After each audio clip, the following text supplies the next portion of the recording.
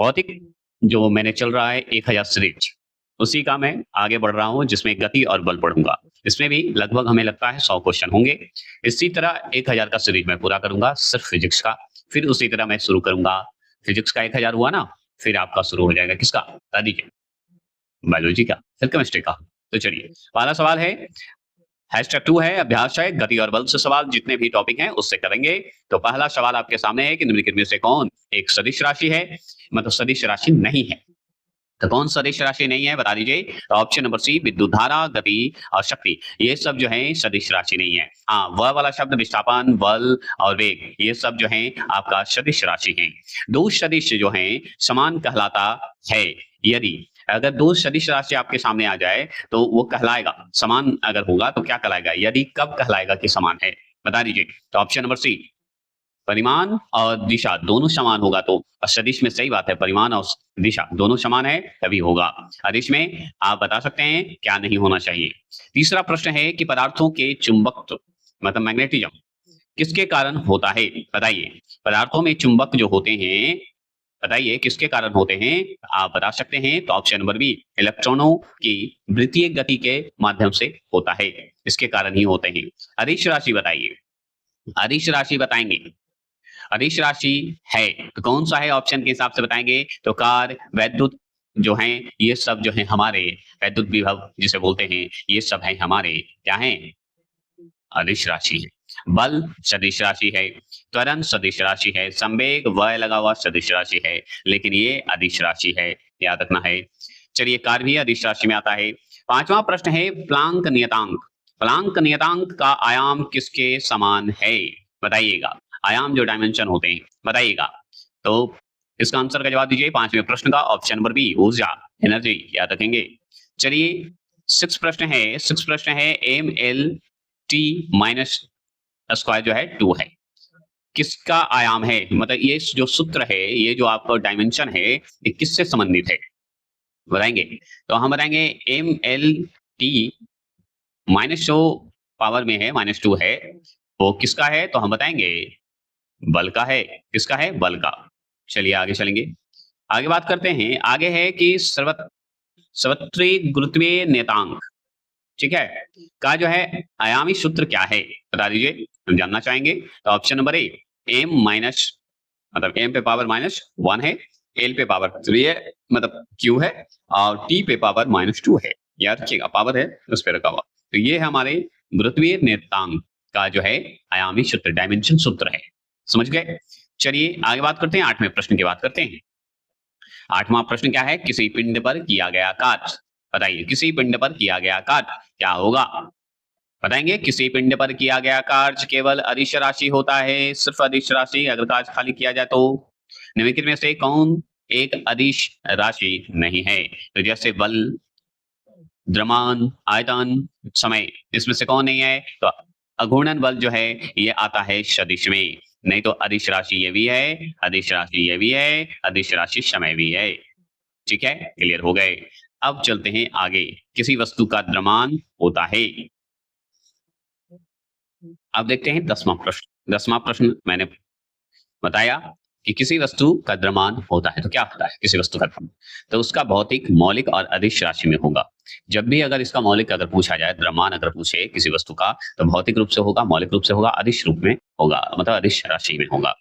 11वां प्रश्न है कि एक बीमा रहित राशि, डायमेंशन लेस क्वांटिटी है, कौन सा बताइए। मतलब इसमें बीमा वाला जो सूत्र है वो वाला सिस्टम नहीं है, डायमेंशन वाला नहीं है, बताइए। तो ऑप्शन नंबर बी, विकृति, ठीक है, स्ट्रेन, ठीक है ना, विकृति, वेग है, बल है, त्वरण है, ये सब का डायमेंशन है भाई। चलिए 12वां प्रश्न की बात करते हैं। 12वां प्रश्न है निम्नलिखित में से कौन सी एक मौलिक राशि है, फंडामेंटल क्वांटिटी, कौन सा है बताइए। निम्नलिखित में से कौन सी एक मौलिक राशि है, प्लीज कमेंट करेंगे। ऑप्शन नंबर बी, समय एक मौलिक राशि है जी। चलिए आगे बात करते हैं, 13वां प्रश्न है। 13वां प्रश्न में बताएंगे भौतिक राशियां जिनमें परिमाण और दिशा दोनों होता है, तो जिसमें परिमाण और दिशा दोनों होगा, समझ जाइए वो सदिश राशि होगा, है ना, ऑप्शन नंबर बी। चलिए, वेक्टर क्वांटिटी।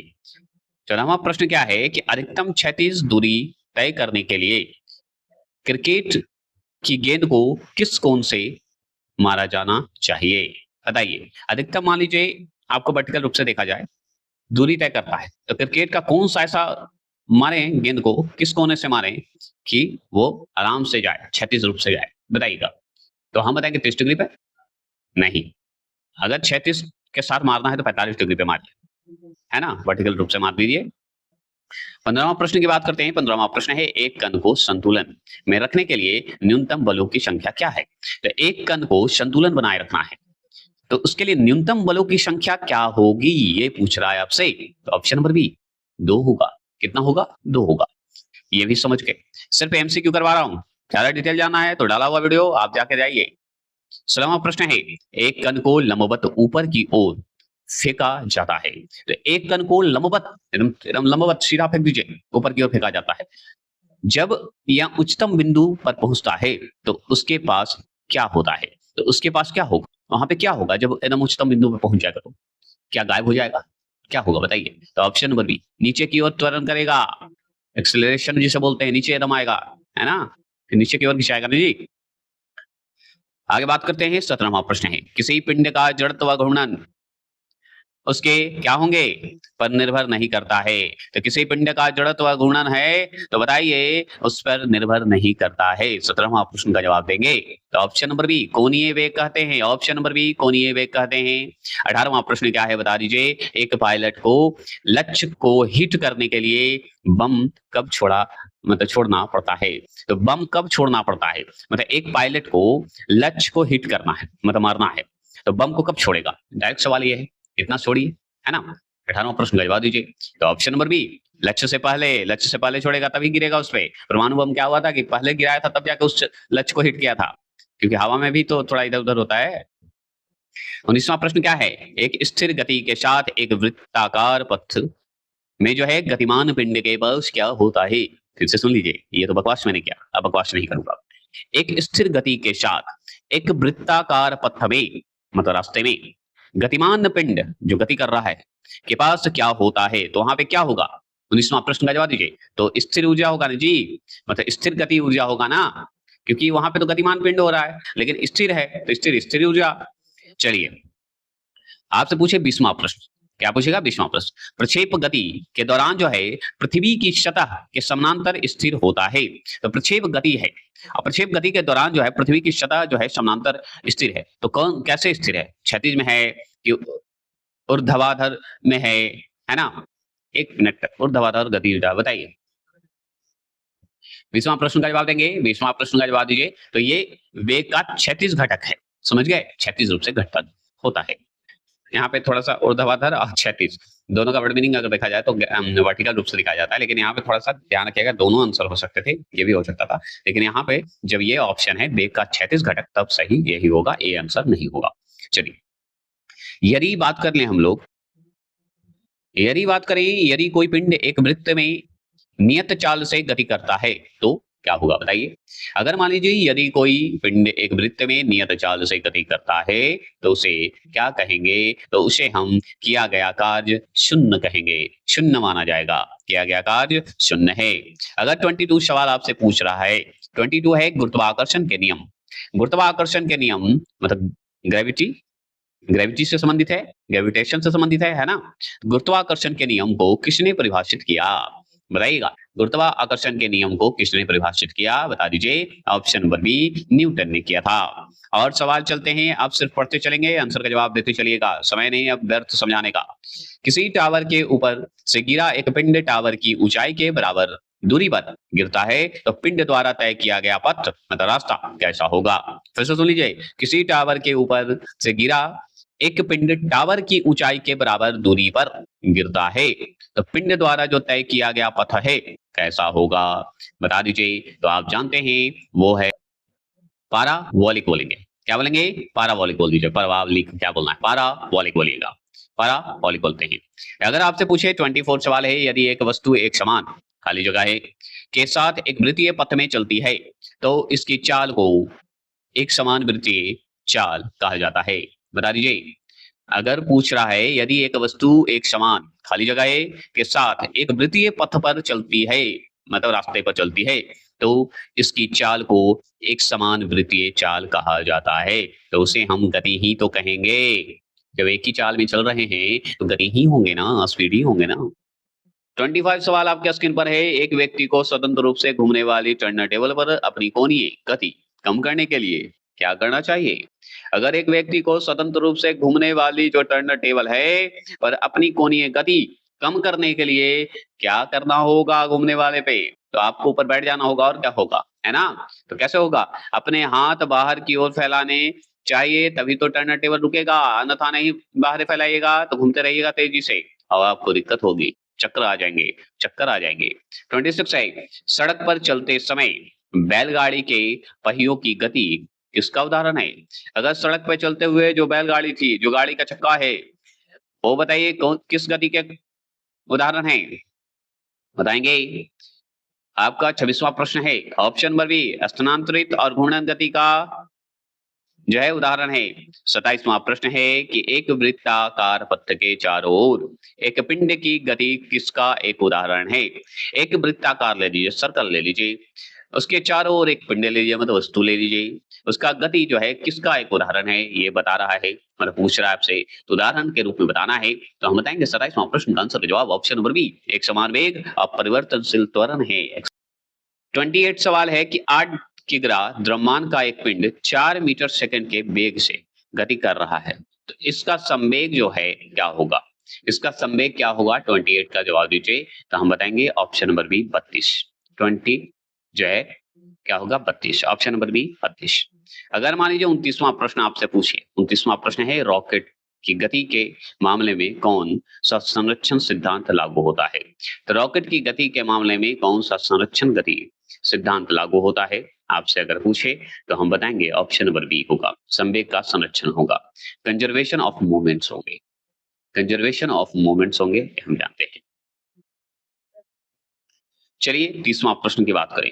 30वां प्रश्न है अचानक कार चलने पर यात्रियों का पीछे की ओर झुकना बताइएगा का एक उदाहरण है। तो अचानक कार चलने पर यात्रियों का पीछे की ओर झुकना क्या उदाहरण है? तो अगर कार चल रही है, अचानक यात्री पीछे झुक जाएगा, तो आप जानते हैं न्यूटन का कौन सा नियम होगा? बताइए, बता सकते हैं? हम बताएंगे, अवश्य बताएंगे आप लोग, क्यों नहीं बताइएगा? न्यूटन के गति का प्रथम नियम है, और क्या, झुक जाइएगा आगे। चलिए 31 सवाल आपके स्क्रीन पर है। चलती ट्रेन से प्लेटफॉर्म पर गिराई गई गेंद का पथ जो है, मार्ग जो है, एक पर्यवेक्षक द्वारा कैसा देखा जाएगा? तो चलती ट्रेन से प्लेटफॉर्म पर गिराई गई गेंद है, उसका जो पथ है, मार्ग है, एक पर्यवेक्षक द्वारा कैसे देखा जाएगा? बता दीजिए। तो हम ऑप्शन नंबर बी पाराबोला।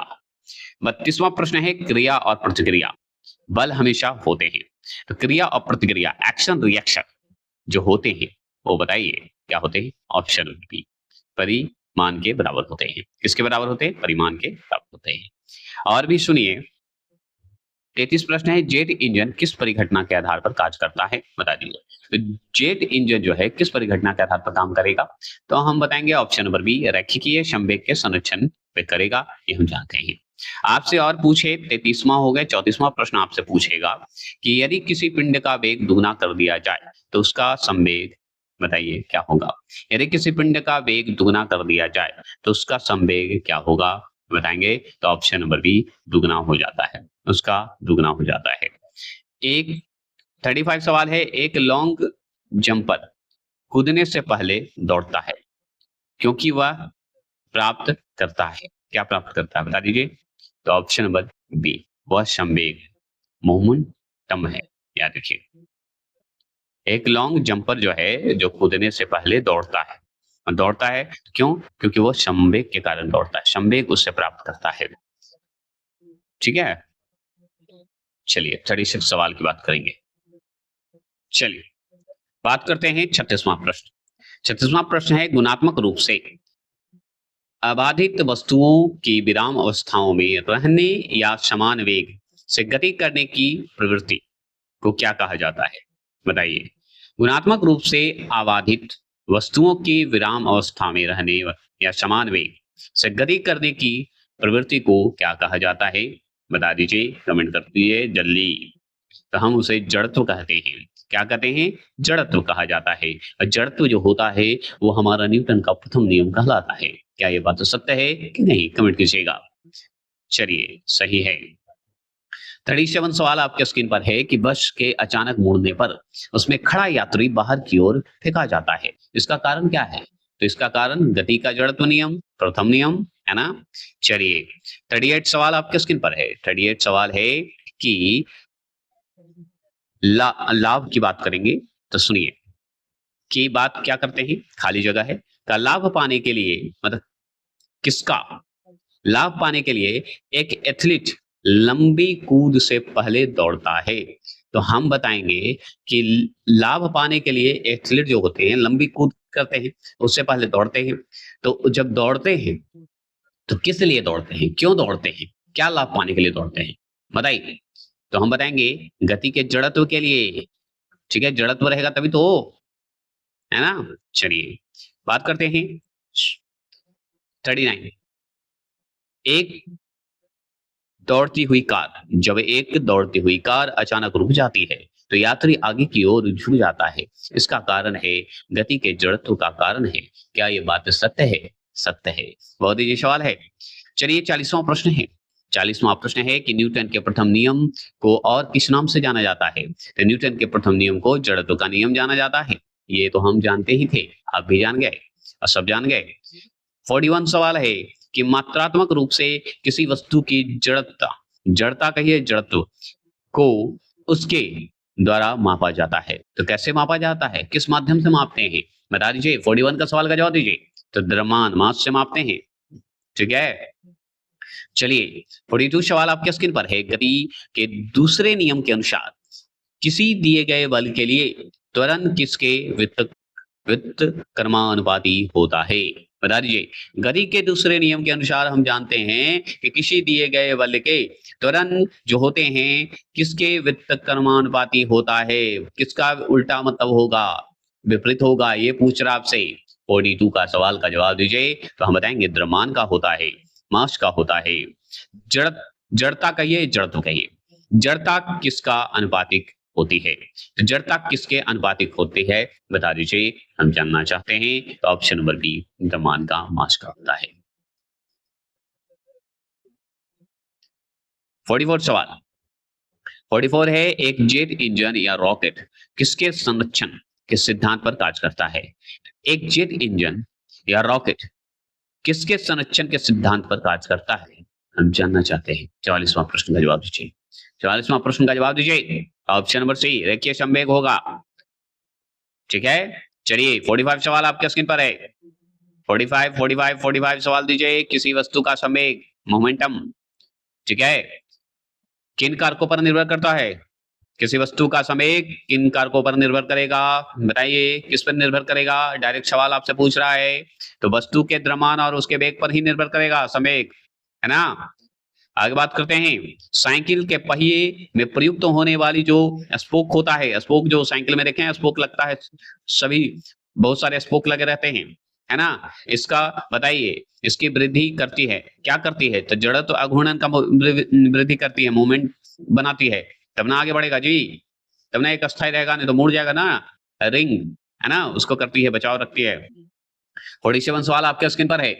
47 सवाल है कि न्यूटन ने जो है किसके लिए गति की मात्रा का जो है वाक्य के रूप में या वाक्यांश के रूप में प्रयोग किया है, बताइए। 47 का सवाल का जवाब दीजिए। तो ऑप्शन नंबर सी, संवेग के लिए, मोमेंटम के लिए, क्योंकि जड़त्व जो है आपको संवेग में मिलेगा। आप सुने, अभी जस्ट पढ़े हैं कि दौड़ता है, अगर एथलीट होते हैं, खिलाड़ी जो होते हैं, दौड़ते हैं कि ज्यादा ऊंचाई तक जंप कर सके, तो संवेग के ही माध्यम से होता है, जड़त्व के माध्यम से होता है, अभी जस्ट पढ़े। चलिए, 48 सवाल है। द्रव्यमान और वेग के संयुक्त प्रभाव को क्या कहा जाता है? अब देखिए, वेग मतलब हो गया तो हम जान गए वेग, लेकिन वेग में द्रव्यमान मिला दीजिए ना तो संवेग का बात वो कहेगा, है ना। अब बोलिएगा मत, संवेग और द्रव्यमान और वेग मिलकर बना है संवेग, याद रखिएगा। 48 का सवाल का जवाब सी। चलिए, 49 सवाल जवाब दीजिए। शॉर्ट क्वेश्चन है, इसे भी खत्म करेंगे।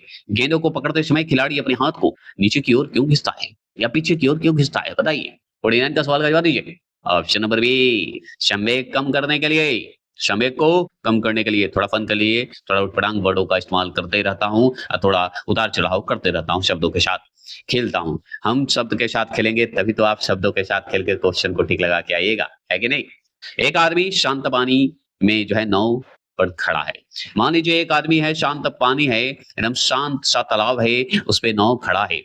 यदि वह किनारे की ओर चलता है तो नाव क्या होगा? नाव का क्या होगा अगर किनारे की ओर चलेगा तो? 50वां प्रश्न। तो किनारे से क्या होता है? किनारे से दूर जाती है। शांत रहे जल या जो रहे, जल तो अपने आप नाव को खींच लेगा, बीच में आ जाएगा। चलिए 51 सवाल है कि फायरिंग के बाद तोप जो होता है पीछे की ओर क्यों हटती है, या फायरिंग कोई भी बंदूक पीछे की ओर क्यों हटता है, बता दीजिए। तो आप अच्छे से जानते हैं। ऑप्शन नंबर सी, न्यूटन के गति के तीसरे नियम के कारण होता है, प्रतिक्रिया करता है। चलिए 42 सवाल आपके स्क्रीन पर है। गैलीलियो के गिरते पिंडों के नियम का दूसरा नाम क्या है? गैलीलियो के द्वारा जो है अनुसार जो है एक गिरता हुआ पिंड का नियम जो दिए हैं, उसका दूसरा नाम क्या है? उसका नाम है न्यूटन का पहला नियम है। चलिए आगे बात करते हैं। 53 सवाल आपके स्क्रीन पर है। न्यूटन का कौन सा नियम जो है बल को परिभाषित करता है, फोर्स को परिभाषित करता है? 53 का जवाब दीजिए। न्यूटन की गति का पहला नियम फोर्स को करता है, क्योंकि ढकलिएगा तभी चलेगा।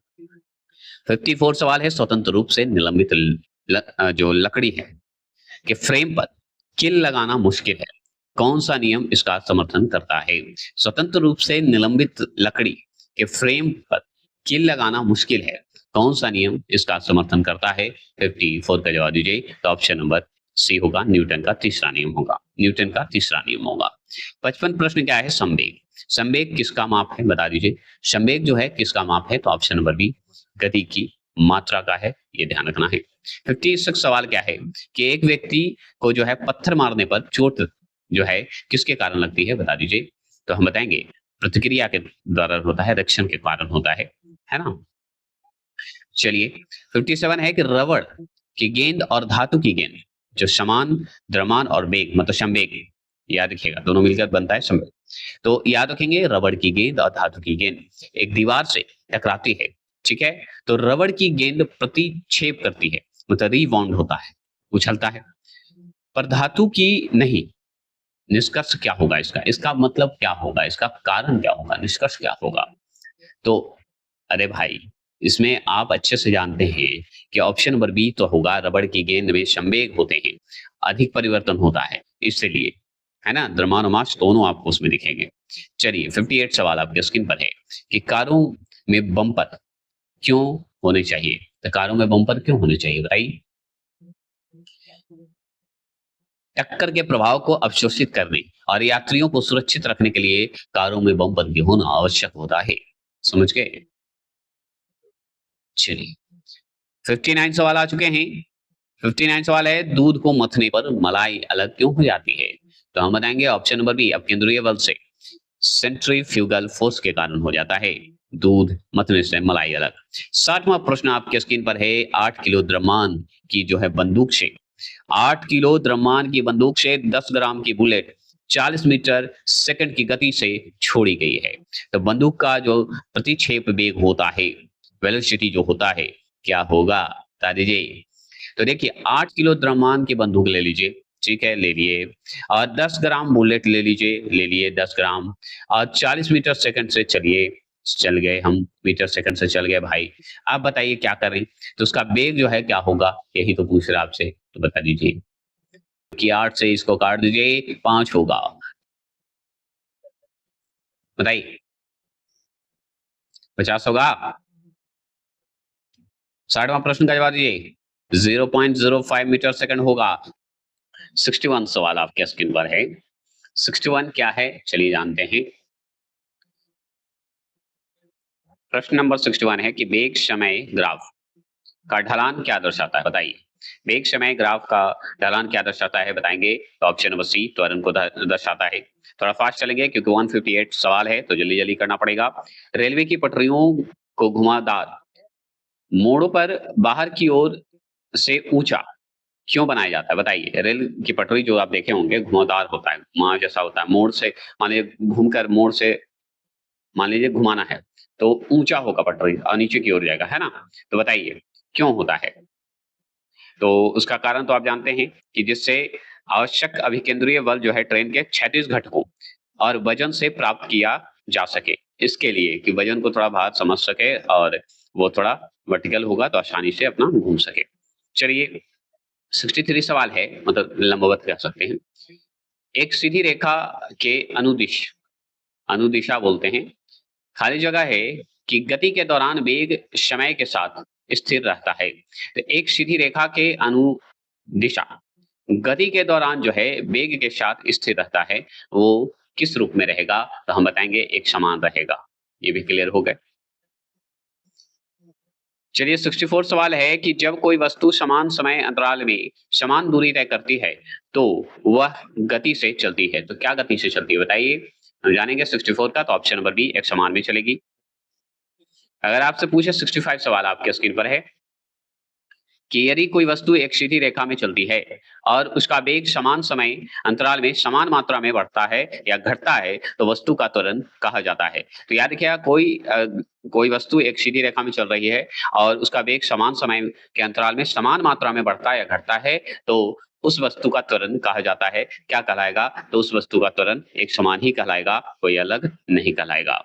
अगर मान लीजिए 66 सवाल की बात करेंगे, 66 प्रश्न की बात करेंगे, तो यदि एक सीधी रेखा में गतिमान वस्तु जो स्पीड है, गतिमान वस्तु की गति स्थिर है तो उसकी गति कहलाएगी क्या बताइए? तो ये भी अगर स्थिर हो गया है तो ये भी एक समान के रूप में ही हो गया, है ना? गति स्थिर हो गया तो एक समान रूप में चलेगी गति जो भी चलता है। अगर 67 की बात करेंगे, यदि दूरी समय ग्राफ एक सीधी झुकी हुई रेखा है, सीधा है और झुकी हुई रेखा है, तो यह बताइए किसका प्रतिनिधित्व करती है? बताइए किसका प्रतिनिधित्व करेगी? बताएंगे? तो एक समान गति का ही करेगा। ये सवाल भूलिएगा मत, मतलब एक समान गति से कितना सवाल घुमाया है बस देखिएगा। स्वतंत्र रूप से गिरने वाली पिंड की गति बताइए। त्वरित गति का एक उदाहरण है, तो किस त्वरित गति का एक उदाहरण है बताइए इस ऑप्शन के हिसाब से? तो हम बताएंगे ऑप्शन नंबर बी समान रूप से ही होगा। एक समान बोलिए या समान रूप से बोलिए, देखिए। अगर 69 की बात करेंगे, समय के साथ विस्थापन में परिवर्तन की दर को क्या कहते हैं, मतलब रेट को क्या कहा जाता है बताइए? बताएंगे 69 का सवाल का जवाब दीजिए। तो वेग कहलाएगा और क्या कहेगा? वेग।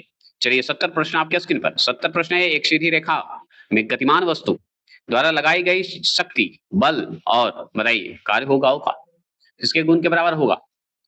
बताएंगे 70 प्रश्न का जवाब दीजिए। तो वेग, याद रखिएगा, शक्ति बल और वेग के गुणन के बराबर होगा, याद रखिएगा, अगर एक सीधी रेखा होगा तो। 71 सवाल है कि सापेक्षता का सिद्धांत के अनुसार क्या स्थिर रहता है? तो सापेक्षता के सिद्धांत अगर बोले तो इससे क्या आंसर होगा इसका बताइए? तो ऑप्शन नंबर बी प्रकाश का वेग होगा। ठीक है, अब सापेक्षता से सवाल है तो चलिए फिर जानते हैं सापेक्षता के विषय में या सापेक्षता के विशेष सिद्धांत के अनुसार निम्नलिखित में से कौन सा सापेक्ष नहीं है? कौन सा सापेक्ष नहीं है, रिलेटिव नहीं है? बताएंगे? तो ऑप्शन नंबर बी प्रकाश का वेग नहीं है। ऐसे कैसे हो सकता है बताइए? क्योंकि हम जस्ट ऊपर पढ़े हैं कि क्या पढ़े हैं, सुनिए कि सापेक्षता के सिद्धांत के अनुसार क्या स्थिर रहता है? तो क्या स्थिर रहेगा? प्रकाश का वेग स्थिर रहेगा। ठीक है, और यहाँ पे क्या पूछा? सापेक्षता के विशेष सिद्धांत के अनुसार निम्नलिखित में से कौन सा सापेक्ष नहीं है? तो देखिए अब स्थिर है प्रकाश तो सापेक्ष नहीं होगा, है ना? तो बी आंसर इसका होगा, प्रकाश का वेग ये है, इसलिए नहीं में तो नहीं बोलेंगे। हाँ, दोनों घटनाओं के बीच का समय अंतराल तो होता ही है, समकालीनता होता है, किसी वस्तु की लंबाई स्थिर हो जाएगा तो फिर तो कैसे पता चलेगा, है ना? तो दोनों सही है आपका। अगर 73 की बात करें, 73 है कि खाली जगह के कारण बर्फ पर चलना मुश्किल होता है। किस कारण जो है बर्फ पर चलना मुश्किल होता है? घर्षण के कारण होगा और क्या, है ना? क्या बोलते हैं आप बताइए? तो बी होगा आंसर, घर्षण की अनुपस्थिति के कारण। घर्षण अगर होता तो चल पाते, घर्षण होता ही नहीं है। 74 है न्यूटन की गति का दूसरा नियम जो है हमें वस्तु को निर्धारित करने में सक्षम बनाती है। तो किस वस्तु को निर्धारित करने में सक्षम बनाती है बताइए? तो न्यूटन की गति का दूसरा नियम अगर पूछे ना तो त्वरण से संबंधित हो जाता है। क्या ये बात सत्य है कि गलत है बताइए? तो नहीं, त्वरण से ही संबंधित है। दूसरा, प्रथम बल, है ना? संवेग बोल सकते हैं, जड़त्व बोल सकते हैं। 75 सवाल है कि जब कोई पिंड हवाई जहाज से गिरता है तो उसके में वृद्धि होती है। तो जब कोई पिंड हवाई जहाज से, कोई पिंड मतलब वस्तु, अगर हवाई जहाज से गिर रही है तो उसका गति क्या होगा? उस गति का वृद्धि होती है तो किस रूप में होगी? स्थिर ऊर्जा में होगी, त्वरण में होगी, द्रव्यमान में होगी, किस रूप में होगी? तो भाई त्वरण में ही होगा, है ना? चलिए, अगर मान लीजिए 76 सवाल आपसे पूछे कि दौड़ के दौरान एक धावक के गुरुत्वाकर्षण का केंद्र कहाँ होता है? जब दौड़ रहा हुआ व्यक्ति है उसका गुरुत्वाकर्षण कहाँ होगा? ग्रेविटी कहाँ होगा? ग्रेविटी बताइए। 76 का जवाब बी, उसके पैरों के आगे होगा, तभी तो भागेगा। एक बल किसी वस्तु के बताइए को बदल सकता है? 77 प्रश्न। तो ये सभी गति, दिशा, आकार सब बदल सकता है अगर बल है तो। 78 निम्नलिखित में से किसके द्वारा घर्षण, फ्रिक्शन जिसे बोलते हैं घर्षण फ्रिक्शन को कम किया जा सकता है? बताइए निम्नलिखित में से किसके द्वारा घर्षण को कम किया जा सकता है? तो हम बताएंगे लुब्रिकेंट्स का उपयोग करके, है ना? स्नेहक को उपयोग करके। समझ गए? 78 78 हाँ, देखिए 78 का डी आंसर होगा। मतलब कि ये तो बी सही होगा ही, डी भी सही होगा क्योंकि सतह को चमकदार बना दीजिए तब, संपर्क का क्षेत्र घटा दीजिए तब, घर्षण का थोड़ा सा कम कर दीजिए तब, है ना? चलिए 79 सवाल है कि आंतरिक बल हमेशा होता है, तो आंतरिक बल कैसा होता है? तो असंतुलित होता है, इंटरनल फोर्स। 80 प्रश्न, किसी पिंड द्वारा तय की गई कुल दूरी और कुल समय का अनुपात उसकी क्या होगी? औसत त्वरण होगी, औसत गति होगी, क्या होगी? रहेगा 80 प्रश्न का जवाब दीजिए। तो औसत गति होगा। चलिए 81 सवाल आ गए। घुमावदार सड़कों के बाहरी किनारे को आंतरिक किनारे से ऊपर उठाने की घटना को क्या कहा जाता है? आप अच्छे से जानते हैं उसके बारे में। उसे सड़कों का अधिकोषण कहते हैं, बैंकिंग ऑफ रोड्स कहते हैं। किनारों को ऊंचा थोड़ा करने से आसानी से मुड़ सकता है। 82 सवाल है कि एक खुली कार में बैठकर लड़का निरंतर गति से आगे बढ़ रहा है खुली कार में, और गेंद जो है एक गेंद को सीधे हवा में फेंक देगा या फेंकता है, तो गेंद गिरता है कहाँ गिरेगा बताइए? तो आप जान लीजिए 82 का आंसर का जवाब होगा बी, उसके हाथ में ही गिरेगा। मान लीजिए कार से जा रहे हैं, आप फेंक दिए यहाँ, ठीक है? मान लीजिए यहाँ फेंकेंगे तो हवा से ये थोड़ा सा ऐसे आएगा, आपके हाथ में आ जाएगा। जैसे भी फेंकिए, जब भी फेंकिए कार तो ऐसे आगे वहीं जाएगा ना जी, तो आपके हाथ में ही गिरेगा। आप करके देखिए, उससे अनुभव करिएगा तो ज्यादा बेहतर है। एक हाथ में एक बाल्टी पानी ढोने की तुलना में दो हाथों में बाल्टी का पानी ले जाना आसान है, क्यों? सही बात है, दोनों में बराबर संतुलन बना के रखेगा तभी तो होगा। तो गुरुत्वाकर्षण केंद्र शरीर के भीतर होता है, तो याद रखिए दोनों को उठाने में आसानी से आप उठा सकते हैं। तो ये 83 सवाल हो गए। अब चलिए 84 सवाल, टोटल 158 सवाल है, ठीक है? सिर्फ गति और बल से, तो इसे हम खत्म करेंगे। और मैंने पहला वीडियो डाला है, आपने लाइक और सब्सक्राइब अगर करते हैं तो अच्छी बात है, करते रहिए, क्योंकि इस तरह का 1000 का क्वेश्चन का टारगेट मैंने रखा है। अगर आप देखना चाहते हैं देख दीजिए, इसमें कोई बहस कोई जानकारी ज्यादा नहीं दिया जा रहा है, सिर्फ मॉक टेस्ट होता है, मॉक टेस्ट की तरह होगा और इसी तरह चलेगा। और मैं एक बात और कह दूं कि अगर आपको चाहिए तो प्लेलिस्ट में अभी तैयार नहीं किया हूं, करके आपको, और पीडीएफ को टेलीग्राम पे मिल जाएगा, एक ही बार में पीडीएफ को दिया जाएगा, जो कि आपके लिए आसान होगा, ठीक है? चलिए, तो अब 84 सवाल की बात करते हैं। 84 सवाल है कि गीले कपड़ों को स्पिन ड्रायर में किस बल द्वारा सुखाया जाता है? तो हम जो कपड़ा रखते हैं वॉशिंग मशीन में और डालते हैं तो सुखाने वाला भी होता है, तो सुखाने वाले में मान लीजिए डाल दिए, तो किसका गीला कपड़ा सूख जाएगा बताइए तो? बताइए। अब केंद्रीय बल, अब केंद्रीय बल के कारण वॉशिंग मशीन का कार्य सिद्धांत है, बताइए वॉशिंग मशीन का कार्य सिद्धांत होता है, बताइए? तो ऑप्शन नंबर बी, अब केंद्रीय बल सेंट्रीफ्यूगल फोर्स के कारण होता है। 86 सवाल है आपके सामने, उस बाहरी बल का नाम बताएं जो किसी पिंड की प्रत्येक गति के दौरान मौलिक रूप से अंदर की ओर कार्य करता है। तो वो है अभिकेंद्रीय बल, अंदर की ओर करेगा, सेंट्रीफ्यूगल फोर्स नहीं होगा, याद रखिएगा, अभिकेंद्रीय बल होंगे।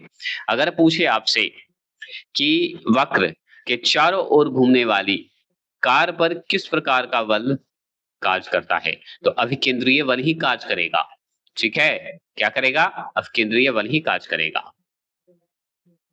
अब बात करते हैं 88 सवाल है कि एक वस्तु दूरी तय करती है जो समय के वर्ग के सीधे अनुपातिक है, इसका त्वरण क्या होगा? मतलब रेशियो है, बताइएगा। तो हम बताएंगे इसका अनुपातिक है, तो बताइएगा। तो ऑप्शन नंबर बी स्थिर होगा, स्थिर ही होगा और क्या होगा। चलिए 89 सवाल आपके स्क्रीन पर है कि यदि किसी कण का वेग जो है, वेग समय ग्राफ y है, y बराबर होता है mt प्लस c है, मान लीजिए इसके द्वारा निरूपित किया जाता है, बताया जाता है, इंडिकेट किया जाता है, तो कण जो है बताइए के साथ गति कर सकता है, तो किसके साथ गति कर सकता है बताइए। 89 का सवाल का जवाब दीजिए। तो स्थिर त्वरण के साथ गति करेगा अगर y बराबर mt प्लस c है तो। अब चलिए 90 प्रश्न है कि यदि दूरी समय ग्राफ का एक वक्र है, कर्व है, तो यह जो है प्रतिनिधित्व करता है, तो किसका प्रतिनिधित्व करता है बताइएगा। सपोर्ट करता है तो स्थिर विस्थापन का करेगा।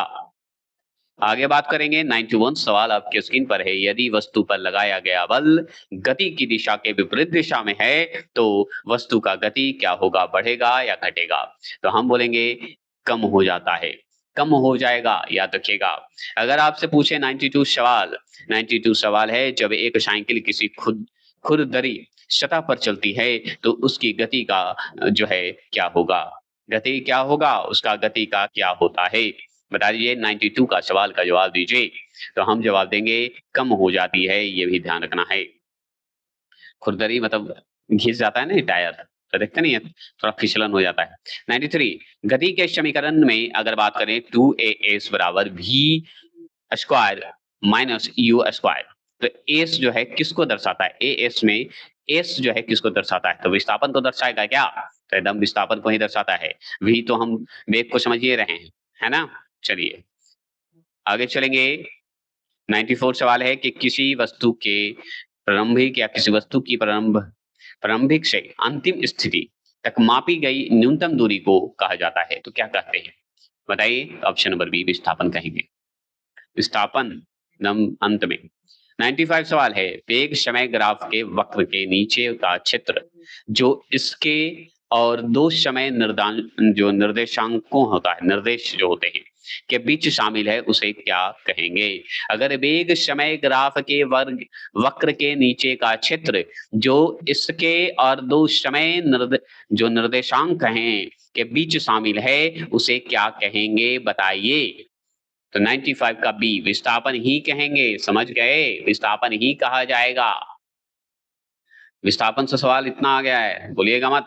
अगर आपसे पूछे 96 असमान वेग और एक समान त्वरण से गतिमान पिंड के लिए विस्थापन समय ग्राफ होता है, तो असमान वेग है और एक समान त्वरण है, असमान वेग एक समान त्वरण से गतिमान पिंड जो होते हैं, गतिमान जो वस्तु होते हैं, वस्तु के लिए विस्थापन समय ग्राफ जो होता है वो कैसा होगा, रैखिकीय होगा, अरैखिक होगा, क्षैतिज होगा, क्या होगा। तो हम बताएंगे अरैखिक होगा, याद रखिएगा।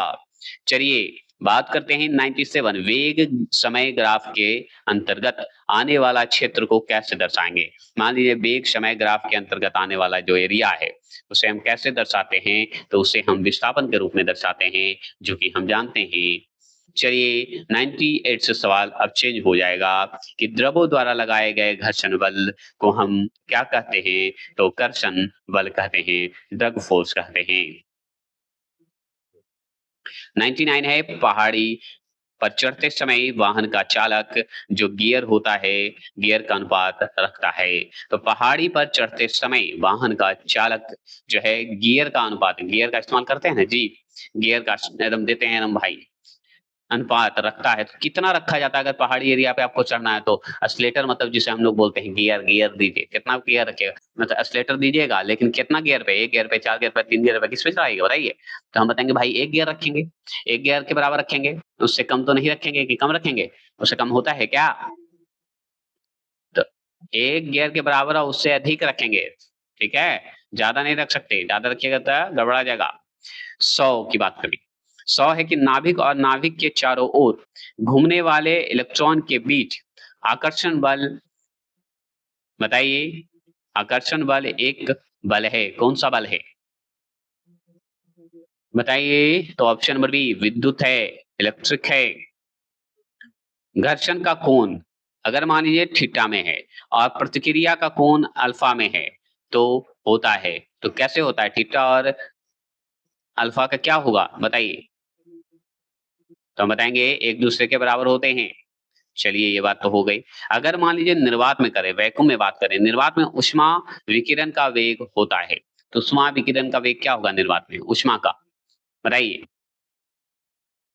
तो प्रकाश के बराबर होगा। चलिए 103 प्रश्न। यदि एक ट्रेन में बैठा लड़का जो एक स्थिर वेग से चल रहा था या चल रही है, तो एक गेंद को सीधे हवा में फेंकता है, तो गेंद बताइए। यदि एक ट्रेन में बैठा है लड़का भाई जो एक स्थिर वेग में चल रही है, और जैसे ही आप गेंद फेंकेगा सीधे हवा में फेंकते हैं, तो गेंद क्या होगा? उसके हाथ में आएगा कि उसके सामने गिरेगा, उसके पीछे गिरेगा, क्या गिरेगा बताइए? तो अरे भाई ऑप्शन नंबर बी, उसके हाथ में ही गिरेगा। चलिए 104 प्रश्न है। विज्ञान में किस वस्तु को धक्का देने या खींचने को कहा जाता है? तो धक्का देना खींचना बताइए, तो बल को ही ना कहिएगा, हैं? बल को तो कहते हैं धक्का देना खींचना, और उसके बिना कुछ हो सकता है क्या? 105 प्रश्न है। किसी पिंड के द्रव्यमान और उसमें उत्पन्न जो त्वरण है उसका गुणनफल उस पर कार्य करने वाले के बराबर होता है। तो मान लीजिए द्रव्यमान गुणे त्वरण की बात करेगा, ये दोनों गुणनफल है, तो किसके बराबर है बताइए? तो हम बताएंगे बल के बराबर होगा ना जी। चलिए 106 प्रश्न। किसी पिंड के रैखिक संवेग में परिवर्तन की दर उस पर कार्य करने वाले के समानुपाती होता है, तो किसके समानुपाती होता है? तो किसी पिंड के रैखिक संवेग में परिवर्तन की दर उस पर कार्य करने वाले जो हैं उसके समानुपाती होते हैं। तो किसके समानुपाती होंगे? बल के समानुपाती होंगे। चलिए आगे चलते हैं। आगे है 107वां प्रश्न आ गए। एक कुएं से पानी खींचने के लिए एक स्थिर चरखी लीजिए। चरखी का उपयोग किया जाता है, क्यों करते हैं? आप देखे होंगे कुआं से पानी खींचने के लिए एक चरखी लगाई जाती थी जिससे रस्सी आराम से खिंचा जाता था, क्योंकि सुविधाजनक दिशा में बल लगाया जा सकता है, बिना मतलब का परेशानी नहीं होगा, लगेगा कि बल लगा रहे हैं तो पानी मिलेगा, ये उम्मीद करते हैं। इससे सुविधाजनक उपलब्धि कहते हैं। समझ गए? चलिए आगे बात करते हैं। 108 प्रश्न आ गए हैं। 108 प्रश्न क्या है सुन लीजिए। जब एक कंपन ट्यूनिंग कांटा जो है एक मेज पर रखा जाता है, ट्यूनिंग कांटा होता है, तो एक तेज आवाज सुनाई देती है, तो इसका क्या कारण है? तो मान लीजिए एक कंपन एक ट्यूनिंग कांटा ले लीजिए, एक मेज पर रख दीजिए, और मेज पर रखने पर आपको एक तेज आवाज सुनाई देती है। ये क्यों सुनाई देगी? तो प्रभावित कंपन के कारण देगी, फोर्स्ड वाइब्रेशन के कारण जो है देगा, है ना? चलिए 109 प्रश्न आ चुके हैं। वो 109 प्रश्न है कि जब कार की गति दुगनी कर दी जाती है, मतलब दुगनी हो जाती है, तो कार को उतनी ही दूरी पर रोकने के लिए ब्रेक लगाने वाला बल कितना होगा? तो जब कार की गति दुगनी कर दी जाती है, कार की गति दुगनी कर दीजिए, तो कार को उतनी ही दूरी पर रोकने के लिए ब्रेक लगाने वाला बल कितना होगा? तो अब मान लीजिए दुगनी है तो 4 गुना ब्रेक लगाइएगा जी, हैं? हम सही बात है, नहीं तो रुकेगा थोड़ी वो, आगे जाके रुकिएगा। 110 प्रश्न क्या है? 110 प्रश्न है कि जमीन के साथ लुढ़कती हुई गेंद धीरे-धीरे धीमी हो जाती है और अंत में जो है किसके कारण रुक जाती है? अंत में किसके कारण रुक जाएगी? तो घर्षण के कारण रुक जाएगा। आगे बात करते हैं। 111 प्रश्न है। 111 प्रश्न है संपर्क बल। जो संपर्क बल होता है, कॉन्टैक्ट फोर्स जो होते हैं, दूसरा नाम इसका क्या होगा बताइए? तो जैसे ही पूछे वो घर्षण टिक लगा दीजिएगा। 12वां प्रश्न है कि ब्रेक लगाने पर वाहन को रोकने वाला बल क्या कहलाता है? गाड़ी को रोकने वाला बल क्या कहलाएगा? तो हम बताएंगे घर्षण बल कहलाएगा। 113वां प्रश्न बताइए। किसी वस्तु की गति की स्थिति को बदलने के लिए कौन सा संपर्क बल जिम्मेदार है? बताएंगे तो वो है घर्षण बल ही जिम्मेदार है किसी भी स्थिति को बदलने के लिए। 114वां प्रश्न है कि पिंड पर वस्तु पर एक आवेग बल के प्रभाव को उसके संदर्भ में ही मापा जाता है। तो पिंड पर एक आवेग बल के प्रभाव को उसके संदर्भ में ही मापा जाता है, क्या कहलाता है बताइए? तो ऑप्शन नंबर बी आवेग कहलाता है। 115वां प्रश्न है कि यदि वस्तु पर लगाए गए बल उसकी गति की दिशा में, अगर गति की दिशा में है तो वो वस्तु की गति क्या होगी? बताएंगे? वधु की गति मतलब वस्तु की वतु की गति नहीं, वस्तु की गति कैसी होगी? तो ऑप्शन नंबर बी बढ़ती है। 116वां प्रश्न क्या है बता दीजिए? जब झूले पर बैठा व्यक्ति झूले पर खड़ा हो जाता है तो दोलन की आवृत्ति फ्रीक्वेंसी जो है होती है, क्या होती है फ्रीक्वेंसी बताइए? तो ऑप्शन नंबर बी बढ़ती है। फ्रीक्वेंसी क्या होती है? बढ़ती है। 117वां प्रश्न क्या है बता दीजिए कि गति के समीकरण में v बराबर u प्लस ए टी, जिसमें u किसका प्रतिनिधित्व करता है? मान लीजिए v बराबर u प्लस ए टी है, तो u क्या है? तो u जो होता है वो प्रारंभिक होता है, प्रारंभिक वेग को इंडिकेट करता है। क्या ये बात सत्य है? बताइए तो, क्या अंतिम का इंडिकेट करेगा? 117वां प्रश्न बताएंगे प्रारंभिक वेग को इंडिकेट करता है, v अंतिम को इंडिकेट करता है। 118वां प्रश्न है कि सूत्र में औसत वेग की बात करेंगे, u प्लस v बटा 2। तो u जो है क्या है? ये है हमारा प्रारंभिक वेग। क्या अंतिम वेग है बताइए? अभी जस्ट मैं जब नीचे जाऊंगा मैथ बनाऊंगा तो इसी सूत्र पे आधारित होगा, बताइएगा। 118वां प्रश्न है तो हम बताएंगे प्रारंभिक वेग होता है, बी आंसर सही है आपका।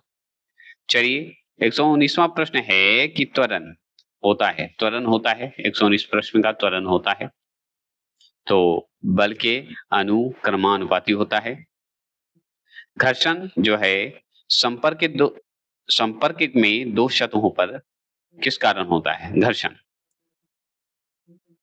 बताइए किस कारण होगा? तो ये अनियमितता के कारण होता है।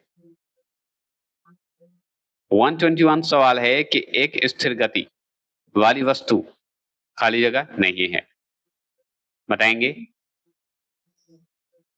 त्वरित नहीं है। 122वां प्रश्न है, विरामावस्था में एक बम बड़ी संख्या में छोटे टुकड़ों में फट जाता है तो सभी अंशों की कुल जो संवेग है क्या होगा? मोमेंटम क्या होगा बताइए? तो शून्य हो जाएगा और कुछ नहीं, शून्य हो जाएगा। फटने के बाद क्या हो जाता है? कुछ नहीं। 123 प्रश्न, घर्षण को कम करने वाला पदार्थ कहलाता है, बताइए? तो वो कहलाता है लिब्रिकेंट कहलाता है, लुब्रिकेंट स्नेह कहलाता है। वन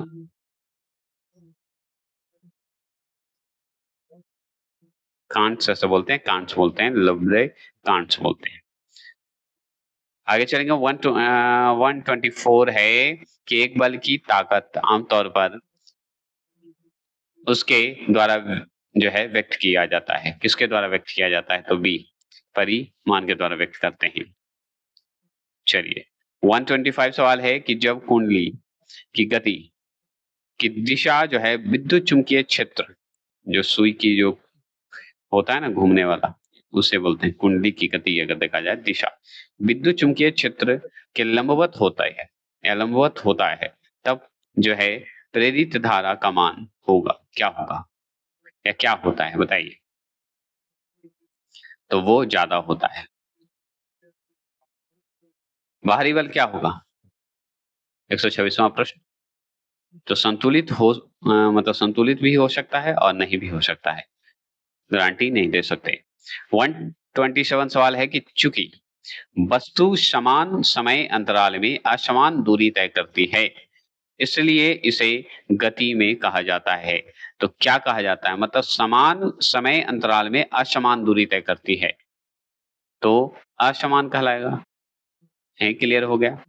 128 सवाल है, यदि किसी वस्तु की एक सीधी रेखा के अनुदिशा गति में परिवर्तन होता रहता है उसकी गति कहलाती है, तो क्या कहलाती है?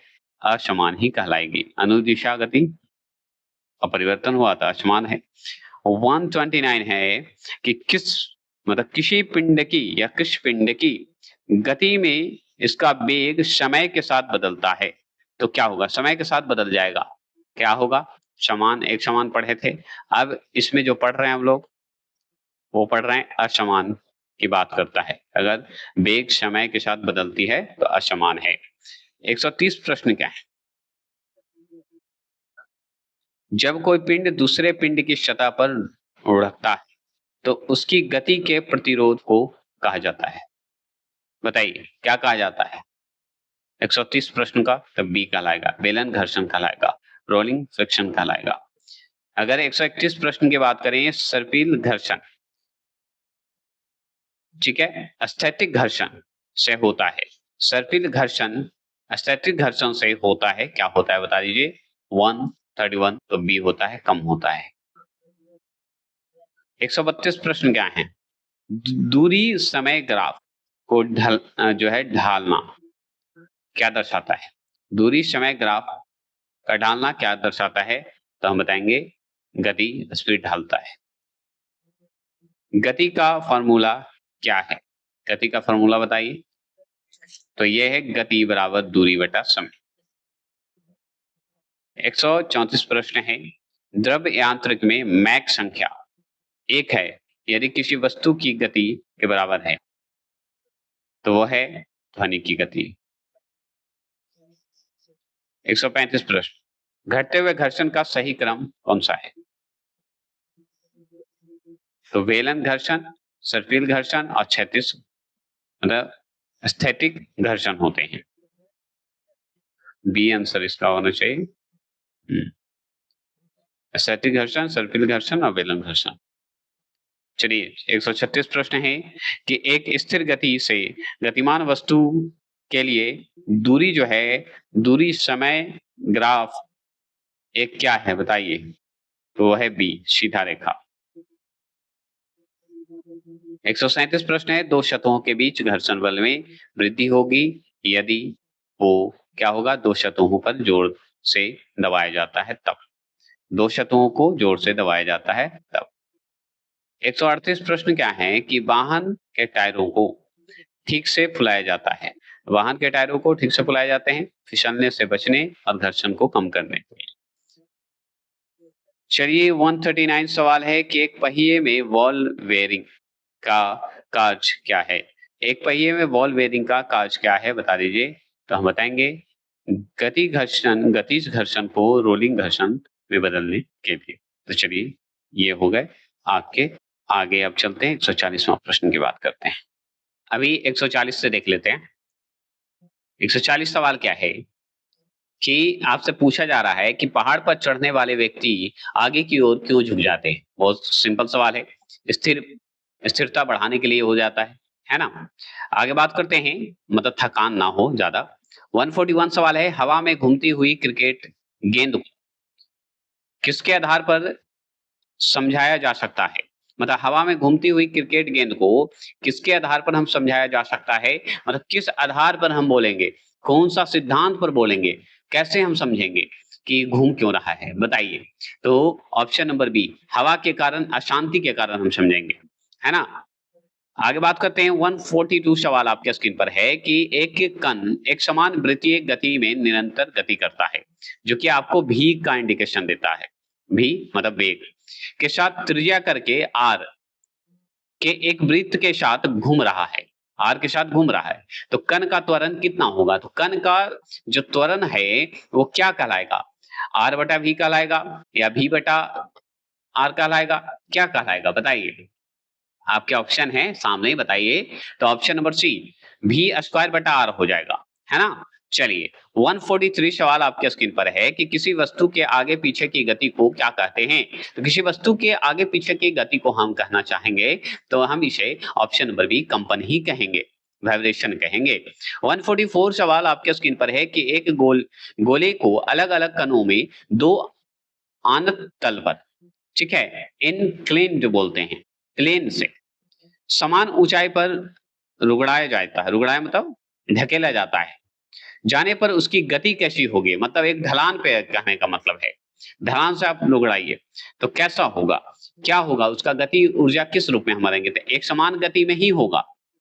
चलिए 145 सवाल की बात करेंगे कि एक ही इकाई है, इकाई जो है एक ही इकाई है, तो ये दोनों का कौन सा एसआई जो है एक ही होता है ना? मात्रक या इकाई बताइए, दोनों का इकाई। तो हम बताएंगे 145 का सवाल का जवाब है कि जो कार्य और गुणन है उसका, ठीक है। बात करते हैं 146वां प्रश्न है, एक निकाय को संतुलित बलों के अधीन कहा जाता है जब निकाय पर कार्य करने वाला परिमाणी बल होता है, तो कितना होता है? अधिकतम होता है, न्यूनतम होता है, क्या होता है बताइए?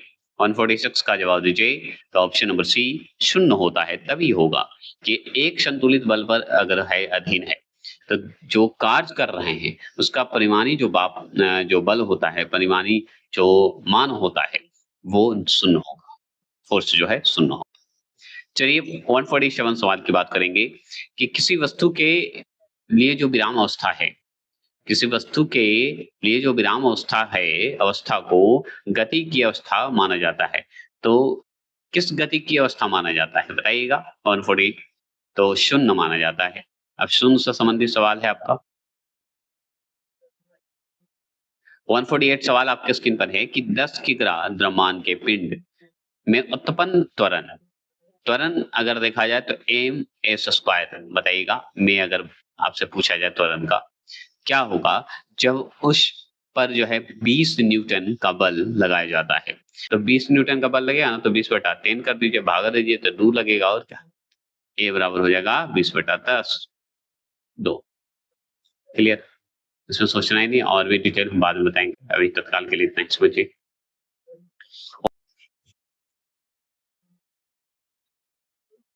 चलिए 148 प्रश्न है कि 148 प्रश्न है कि 10 किग्रा द्रव्यमान के पिंड में उत्पन्न त्वरण, जिसे एम एस स्क्वायर बोलते हैं, क्या होगा जब उस पर जो है 20 न्यूटन का बल लगाया जाता है। तो त्वरण बराबर पूछ रहा है क्या होगा, तो हम बताएंगे 20/10 बताएंगे, मतलब 2 होगा, याद रखिएगा। अगर आपसे यही सवाल यहाँ पे पूछ दे रहा है अलग ढंग से, 149 प्रश्न, एक पिंड का त्वरण जो है, जिसे त्वरण को ए से इंडिकेट करते हैं, और त्वरण ज्ञात करना है, मतलब त्वरण को बताना है, तो याद रखिए कि 4 सेकंड में 10 मीटर सेकंड से लेके, याद रखिएगा, 20 मीटर सेकंड त्वरित करता है। मतलब कि 20 माइनस 10 बटा कितना है, 4 सेकंड है, 4 से भागा दे दीजिए। तो आप 20 और 10 को घटाइए तो 10 आएगा, और 10 में 4 से भागा दीजिएगा तो 2.5 आ जाएगा। यही आंसर आपका होगा। 150 प्रश्न है कि 3 किलो द्रव्यमान का पिंड जो है, बताइए 3 किलो द्रव्यमान का पिंड अगर आपसे पूछ रहा है, पिंड का द्रव्यमान कितना है? 3 किलो। और प्रारंभिक वेग अगर पूछे आपसे तो कितना है? 10 मीटर सेकंड है। अब 20 मीटर सेकंड है, प्रारंभिक से अंतिम कौन है? 20 मीटर सेकंड है। ठीक है। और हमारा क्या पूछा है? इस बल के परिमाण की गणना जो है एन एन में बताना है, मतलब न्यूटन में बताना है। ठीक है। तो टी कितना था? सेकंड, तो हमारा 5 था। अब कैसे निकलेगा? तो त्वरण आगे निकालिए। त्वरण निकालने के लिए क्या करना पड़ेगा? ए बराबर क्या करना पड़ेगा? ए बराबर करिएगा, आगे अंतिम वाले को पहले करेंगे, फिर माइनस फर्स्ट वाले को करेंगे, और बटा टाइम नीचे टी हो जाएगा। तो मान लीजिए आपका कितना था? टाइम कितना है? टाइम 5 है, तो सेकंड 5 है, तो 5 नीचे हो जाएगा, इसको हटा दीजिए। तो सेकंड कितना हो जाएगा? 5 नीचे हो जाएगा, और 20 कहाँ है? शुरू में हो जाएगा, और फर्स्ट वाला अंत में हो जाएगा 10। तो इसको घटा दीजिए तो कितना आएगा बताइए? तो ये 2 आ जाएगा घटा के, मतलब ये 10 है, 5 ये सब भागा दिए तो 2 आएगा, तो 2 तो हम समझ गए। चलिए ये हो गए 2, 2 मीटर सेकंड स्क्वायर निकल गया, त्वरण निकल गया ना, स्क्वायर निकल गया। अब 2 निकल गए, अब बता रहा है कि फोर्स पूछ रहा है, तो फोर्स क्या है? फोर्स कितना था हमारा? फोर्स कितना था बताइए? तो फोर्स हमारा 3 किलोग्राम द्रव्यमान था। तो 3 किलो में 2 से गुना कर दिया, जो निकाले थे हम लोग। तो metre square, metre second square में, तो 6 न्यूटन आ जाएगा। क्या आ जाएगा? 6 न्यूटन हो जाएगा। न्यूटन निकालना है तो 6 न्यूटन गुना कर देंगे। चलिए 151 सवाल है कि एक पिंड शुरू में 10 मीटर सेकंड के वेग से घूम रहा है। ठीक है। यह 5 सेकंड के लिए जो है 2 मीटर सेकंड स्क्वायर के त्वरण से गुजरता है, मतलब ए से गुजरता है। तो इन 5 सेकंड में इन पिंडों का विस्थापन, विस्थापन मतलब एम, एम से इंडिकेट करते हैं, एम कितना होगा, मतलब मास एक तरह से बताइए क्या होगा। तो देखिए प्रारंभिक वेग हमारा कितना है? शुरुआती वेग हमारा 10 है। अंतिम वेग हमारा इसमें तो दिया नहीं है, अंतिम वेग ही एक तरह से विस्थापन ही निकालने का बात कर रहा है। तो हमारा त्वरण कितना दिया है? तो 2 मीटर सेकंड स्क्वायर दिया है ना? ये तो हम जानते हैं। और टाइम कितना है? 5 सेकंड है, ये हम जानते हैं। तो गति का दूसरा समीकरण हमको लगाना पड़ेगा, ठीक है, गति का दूसरा समीकरण। तो दूसरा समीकरण आप गति का देखे हैं, एस बराबर होता है U T plus 1/2 eighty square होता है। एटी स्क्वायर मतलब त्वरण और समय, और यू मतलब आपको जो आपका पिंड है, पिंड का जो नाम है वो देना है पहले। अब इस गणना के सूत्र के अनुसार आपको क्या करना है कि कैसे बनाना है, तो एस तो निकालना ही है आपको, एस निकालना है इसमें। तो एस निकालना है मतलब मानव के सूत्र के हिसाब से अगर देखा जाए, गति का दूसरे समीकरण के हिसाब से एस हमको निकालना है, स्पीड एक तरह से निकालना है। तो कैसे निकालेंगे, तो यू कितना है मेरा 10, यू कितना है 10 है ना, देखिए फर्स्ट में 10 है, और गुना कितने से करना है, metre second square, metre second square तो है, लेकिन यूटी, यूटी मतलब समय, समय कितना है हमारा, हमारे पास दो समय है, 5 सेकंड 5 सेकंड, तो दोनों एक ही समय समझिए 5 सेकंड, तो हमको 5 सेकंड से गुना कर देना है, तो 10 में 5 सेकंड से गुना कर देना। फिर सूत्र क्या था, प्लस, प्लस का इंडिकेशन दे देना, फिर 1/2 कर देना, 1/2 कर दिए। अब ए कितना है, ए मतलब त्वरण, त्वरण मतलब 2 मीटर सेकंड स्क्वायर, मतलब यहाँ पे 2 हो जाएगा, 2 हो गया। अब 2 हो गया तो अब बताइए फिर आपका टी आया, टी कितना है, तो एक 5 सेकंड था, एक और 5 सेकंड आपका है, मतलब एक और भी 5 सेकंड था, तो हमको जो है मिट गया, सॉरी, तो 10/5 इतना हो गया, प्लस 1/2 हो गया, गुना हमको आपका 2 हो गया, ये वाला। अब फिर 5 सेकंड है, तो 5 सेकंड है, तो 5 सेकंड को क्या करेंगे, एटी स्क्वायर था, मतलब एटी स्क्वायर था ना जी, तो टी का स्क्वायर है तो 5 का स्क्वायर कर दीजिए, अब इसका निकाल दीजिए, तो ये 50 हो गया, 50 हो गया ना। अब 50 हो गए तो अब देखिए 2 से 2 कट गया, तो कितना आया, 25 आया, तो 1 गुने 25 आया, इतना तो आप जान गए। अब 25 और तो 50 प्लस 25 को करिएगा तो एस बराबर कितना आएगा, 75 आ जाएगा, है ना, 75 आएगा कि नहीं, 50 और 25 को जोड़िएगा कितना आएगा आपका, 75 आ जाएगा।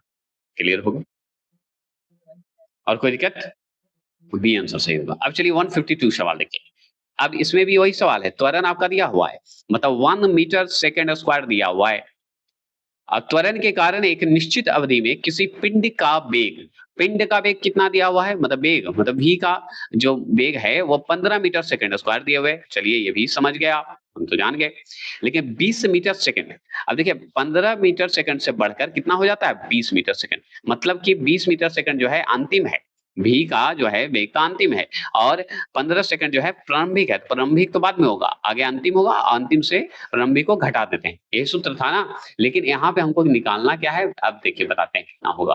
तो देखिए मान लीजिए त्वरण आपका दिया हुआ है 1 मीटर सेकंड स्क्वायर, प्रारंभिक वेग 15 दिया है, अंतिम वेग मतलब हमारा दिया है 20 मीटर सेकंड स्क्वायर, ठीक है।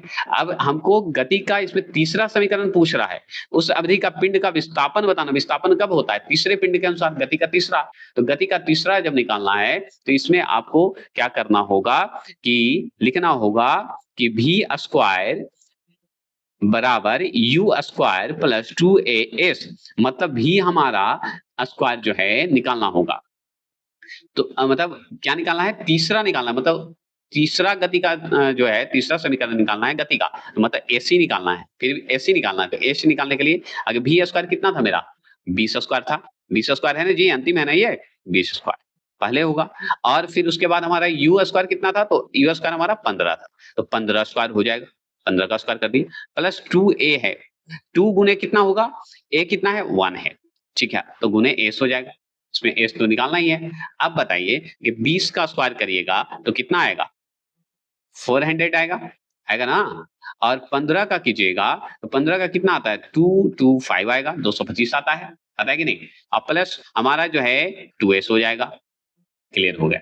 अब देखिए 2s निकालना है तो 2s बराबर कर दीजिए, 400 जो है इधर कर दीजिए, तो मतलब 400 माइनस 225 को घटा दीजिए, तो दोनों को घटाने पे आपको 2s बराबर 175 आ जाएगा, 175 को आप 2 से भागा दे दोगे तो s का मान आ जाएगा, तो जैसे ही 175 से दोगे तो 78 नहीं 87.5 आ जाएगा, मतलब कि 87.5 आ जाएगा, जो कि ये आंसर हमारा भी है।